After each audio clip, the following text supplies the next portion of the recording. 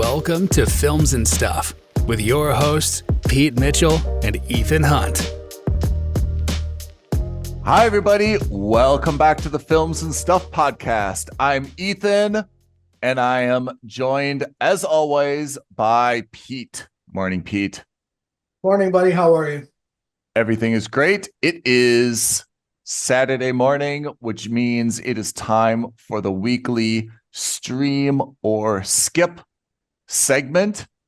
Every week I introduce a segment, I introduce you, and then you take a deep breath, and in 15 seconds or less, you remind our loyal listeners of the rules. So without further ado. All right. So Ethan and I have prepared lists of TV shows and movies for each other to watch. Every week, we randomly assign each other one film or movie to watch.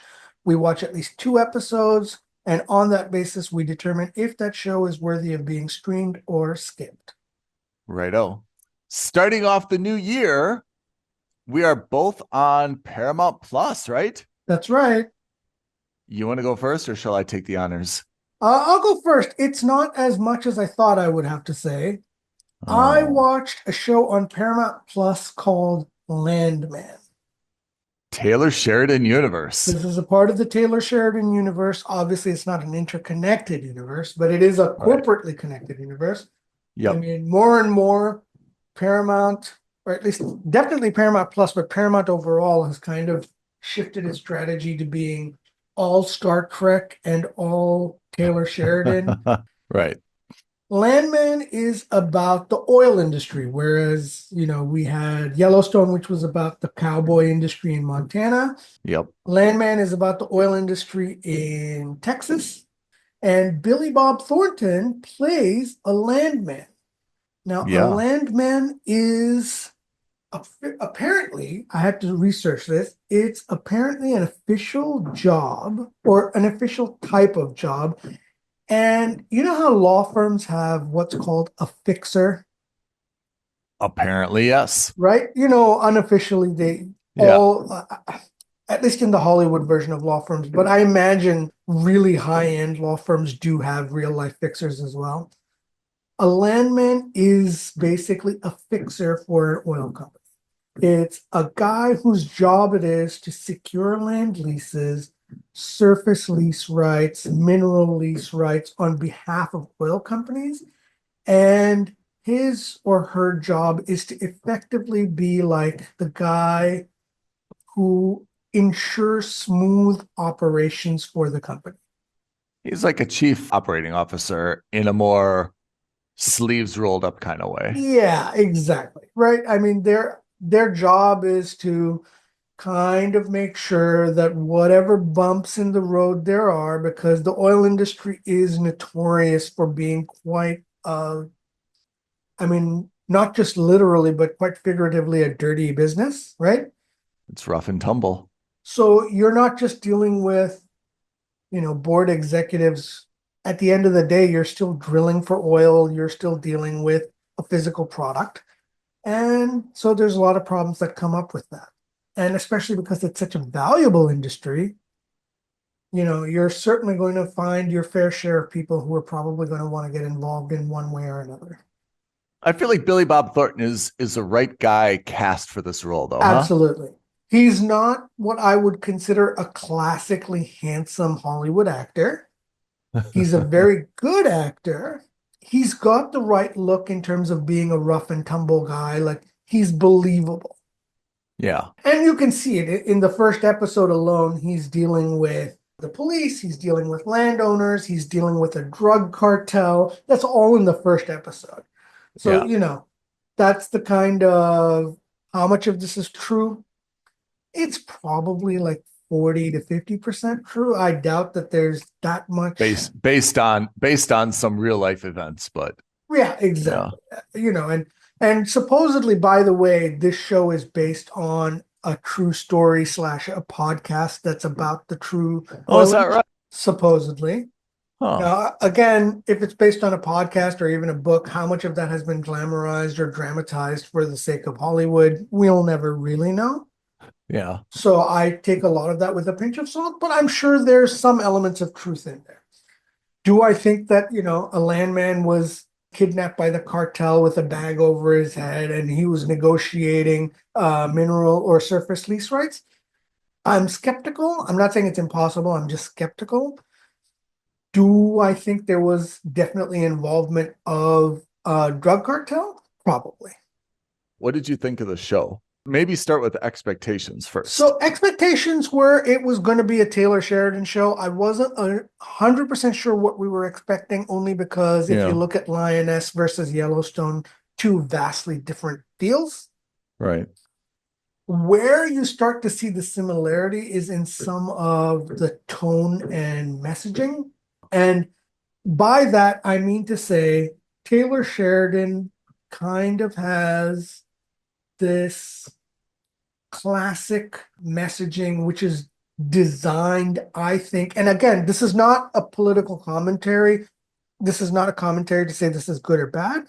I just think this is the way he works, which is his shows are designed to appeal to like conservative leaning males in the 40 plus bracket.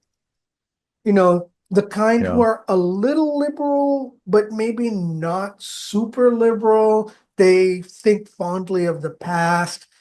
They're open to new ideas, but they're not afraid to call out things that are ridiculous when they are, right? So I think of Kevin Costner in Yellowstone, think of anyone, frankly speaking, in Lioness.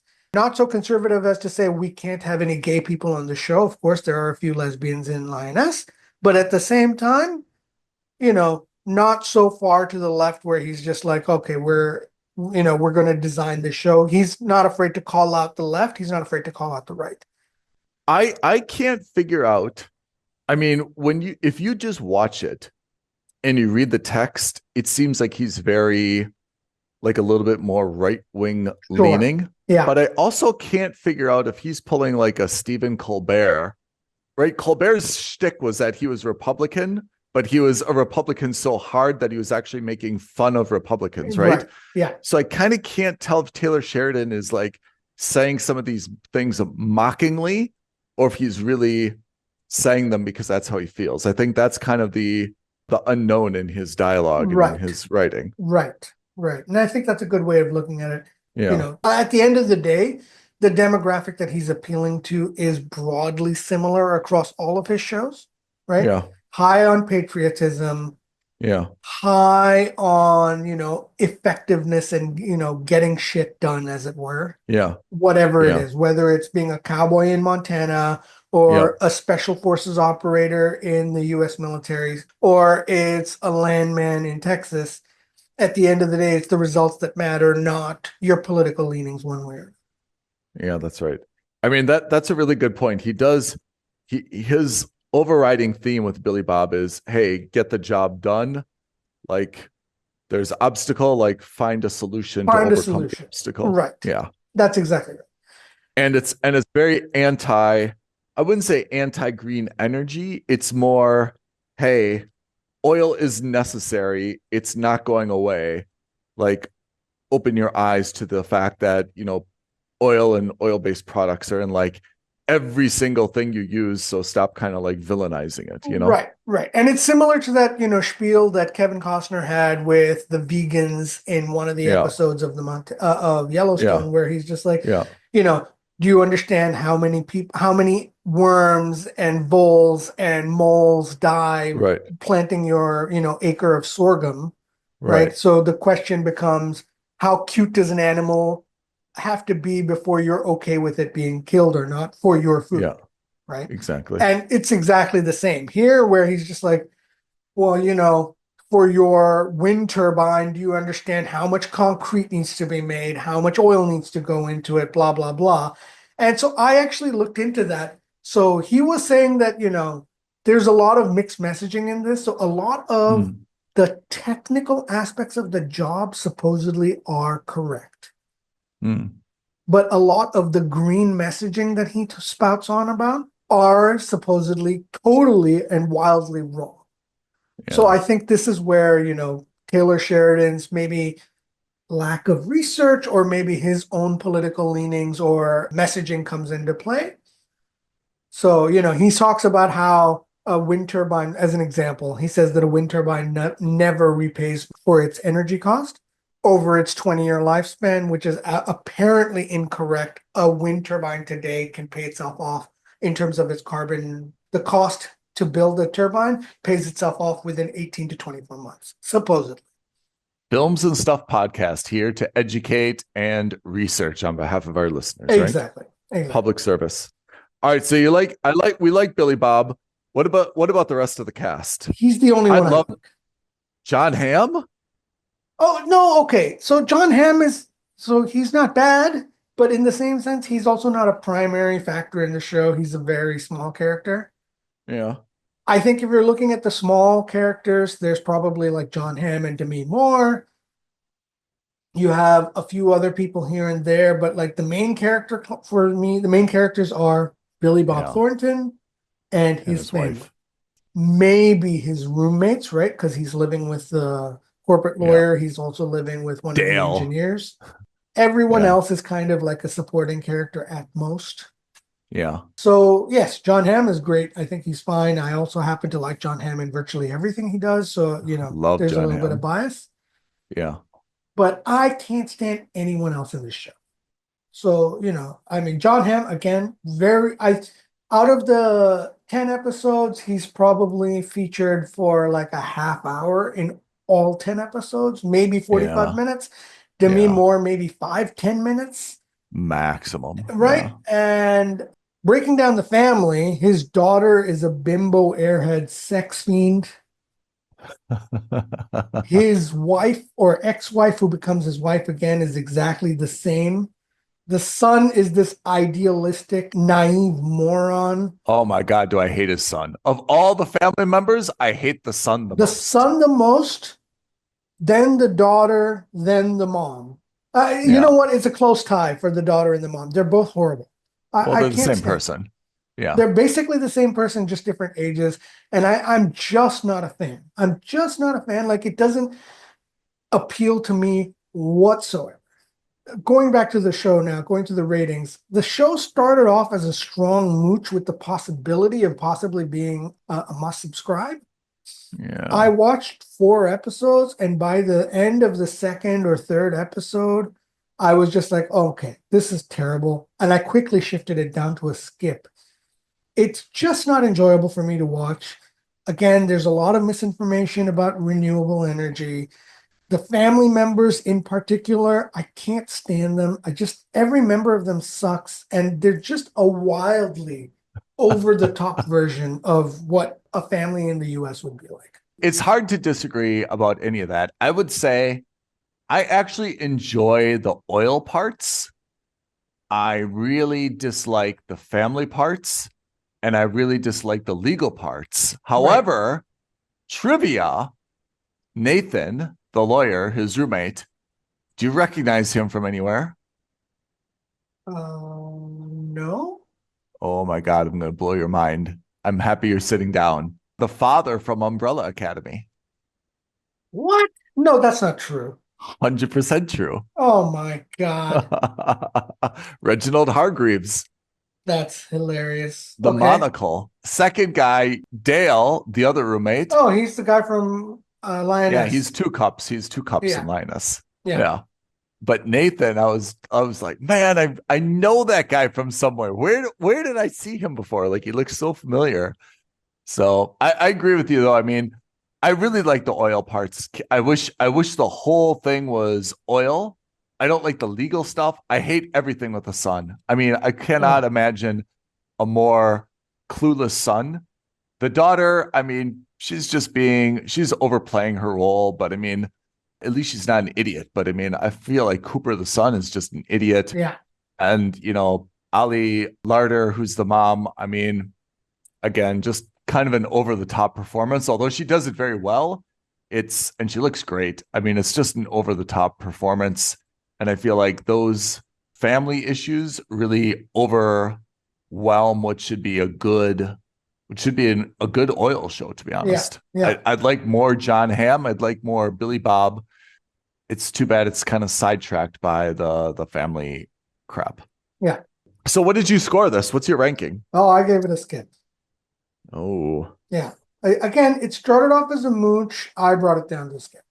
I put it as a mooch only because I really do like Billy Bob and I do like the oil scenes, but I can't really argue with someone if you put it a skip. Certainly, you're not missing out on anything except like the titularity of Ali Larder and her daughter. But apart from that, you're not really missing anything. Is it going to be renewed for a second season? They haven't said. Yeah. So that is Landman on Paramount Plus. And sticking to Paramount Plus, you assigned me something called SEAL Team, which I'm not sure if you know this, but it is a show that's been on Paramount for 7 seasons now. Did you know that? I did not know that. Yeah, starring David Boreanaz. Do you know this guy? I know the name. I can't place him in my mind, but I do know the name.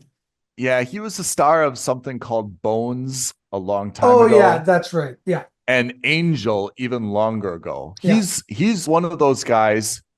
Remember when we watched like Animal Kingdom like a long time ago?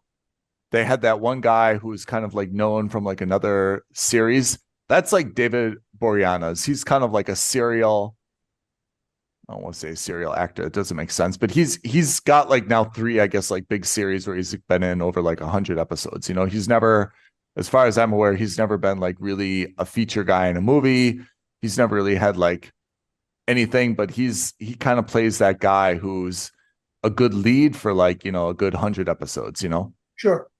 Good working actor. So SEAL Team is exactly what it sounds like. It's the U.S. Navy SEALs, team of guys. They're all living in, I guess, Virginia or San Diego, wherever they're based. San Diego, I think, is right. And it starts out where they've got to pick a new guy.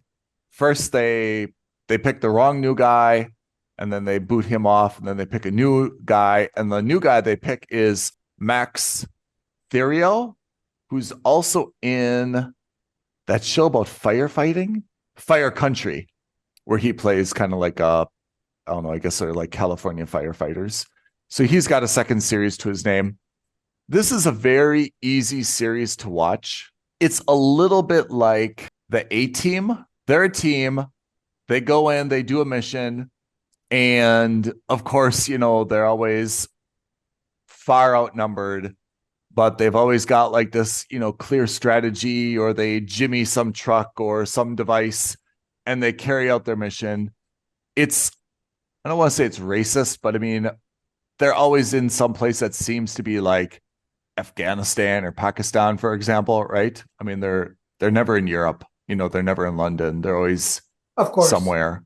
And, they get out of the thing and then they go home and, that's the end of it. So the nice part is you don't necessarily have to watch every episode. I mean, the seasons are long. The seasons are, I think, like 15 episodes every season. You don't have to watch every episode to be able to see what's happening, because every mission is in a way standalone mission. And then obviously there's some continuing themes, which is family themes or love life themes or promotional themes, or some guys dealing with an injury, but he's trying to hide it themes, or some guys dealing with emotional stress and he's trying to hide it. You know how it goes, basically. If you're watching this for the technical aspects, I mean, it is on Paramount Plus, so give them some credit. The costuming, I think, is very good and realistic. The military gear and the guns basically and the explosions are very good. But I think if you're looking at this as kind of like a feature film, you would be disappointed by the quality. And if you just look at it from like a logistical aspect, I find it a little bit annoying. Like they get a phone call basically saying, hey, report to base. Then they go to the briefing room. Okay, we got this urgent, hostage situation or nuclear kill switch or something you got to get. They get on like a big jet, or not a big jet, like a big cargo plane, fly halfway around the world. Then they go to like a forward operating base, get prepped. Then they deploy. Then they're extracted. Then they're on a flight home. Like, it doesn't really make sense. It would seem like they should be like based locally, right? It seems like an awful lot of travel for these guys. Casting's not bad. They all kind of look, relatively fit and buff. They've been working out. It's nothing that's going to knock your socks off in terms of storylines, in terms of iconic characters, but it's an easy watch. And I would say it's a little bit of something for everybody. I could see this as a good compromise show for like a couple where there's no bad language, there's no nudity. I mean, there's some kissing scenes and stuff, of course, and people in bed, but like no like nudity and like crazy stuff. And there's enough action to kind of satisfy, the masculinity part. And there's enough kind of like family stuff to, satisfy someone who doesn't just want to watch like an action show. It seems like a pretty good compromise, so I can see why it's been on for 7 seasons. I mean, I found myself like ripping through a bunch of episodes, to be honest. And it was easy watching. Sure. Again, it's not like, I mean, I would compare everything to, I don't know, what would I compare it to? What's the show with Melinda Merkel? Suits? Yeah, Suits. Meghan If I was Markle? going to compare it to Suits, there's no, you know who I meant. I do. There's no Harvey, right? Like Harvey is an iconic character, right? Yeah. Or even Louis Litt is a little bit iconic, right? Like forever we'll know those characters. Same with like kind of Friends, right? Ross and Rachel and Chandler. I don't think there's anyone iconic in SEAL Team. There's no Billy Bob Thornton, for example, who you're like, oh man, I love Billy Bob Thornton. I just got to watch everything. All these guys are very Generic. They're very decent. Yeah, they're very decent. They're all working actors. No one is too dramatic in the show that you hate him. There's no one who's, very, very annoying. They're all, I guess, positioned to kind of be your buddy. Like, oh, like if that was my buddy, like, and he was having like a tough time, like, yeah, I would probably cover for him too, like it's a lot of, cover once and, so I'm going to, do him the solid and I'm going to cover for him because, we've got that loyalty. It's a more a buddy show than anything else. So I gave it a mooch. It's definitely something that is worth watching if you're cooking, eating cereal, just vegging, clicking through emails. But if you think that, you're going to watch 2 episodes of this and come away like, whoa, I got to call Pete. We've got to talk about that last episode. Like that was such a crazy mission. Nothing of the sort. The missions are pretty basic. And like with all kind of shows like this, I mean, they can shoot like 100 bad guys, kill shots directly in the head, even though the bad guys have helmets on, right? And everyone's like shooting like crazy stuff at them, like hail of bullets and rocket launchers and stuff, and they're unscathed. It is what it is. So I gave it a mooch. It's SEAL Team, Paramount Plus. All right. So just to give a little bit of context, this was our last episode of 2024, although obviously you're hearing this in 2025 now. True. For the year, we've watched 54 shows. Oh, man. Collectively? That's Collectively, great. 27 weeks. We did, we missed out a bunch at the beginning of the year. We did. And of the list that I gave you, you were on what I would call the wrong side of mooch someone's password. What was my average? 2.56. So you were below. I was below a mooch. Yeah. And as was I had 2.41. I was also below mooch. Who had more must subscribes, me or you? You had 7 from the list that I gave you. I had 6. So pretty even. That is not bad. I mean, that's more or less 25%, right? Yeah. So it's absolutely that's the way to look at it. If you look at it that way, if you look at the, mooch someone's passwords, we were at 7 apiece. So we were at about a half. Right. So about 50% of the shows that we assigned each other were either straight, you got to watch them, or hey, you know what? Take my password, watch the show I think you're going to enjoy. I mean, do you think we found any like real gems? Like, for example, Bad Monkey, Yeah. which I gave a must subscribe Apple TV Plus. I feel like that show is not a diamond in the rough. I think that that's a show that definitely people would see it on Apple TV Plus if they have it. They may have heard about it, but it didn't get like so much publicity that they're like, well, I guess I've just got to watch that, right? Yeah. So I wouldn't say that's really a diamond in the rough. I'd say that's a recommendation. Sabura, for example, which is a must subscribe on Netflix, that I would consider a diamond in the rough. What were your diamonds in the rough? So for me, I actually think of it the other way also. I think, for example, Day of the Jackal is a diamond in the rough, and not because of the show, but because of the platform, right? It's on Peacock.